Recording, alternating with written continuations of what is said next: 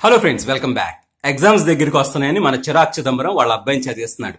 Daddy కాసేపు Facebook చూస్తా daddy, Facebook లో కూడా బుక్ ఉందిగా. అదేం లాజిక్ రా, ఇప్పుడు నోట్లో కూడా పళ్ళుంటాయి, చిగుళ్ళుంటాయి, అంత మాత్రాన నోరు చెట్టు అయిపోతుందా?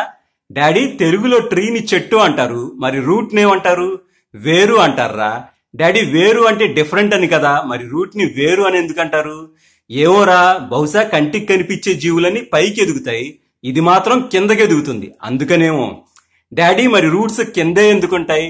ఎందుకేమిట్రా, వేళ్లు మట్టిని పట్టుకుంటేనే చెట్టు నిలబడుతుంది. మనిషి కాళ్ళ మీద నిలబడతాడు, చెట్టు వేళ్ల మీద నిలబడుతుంది.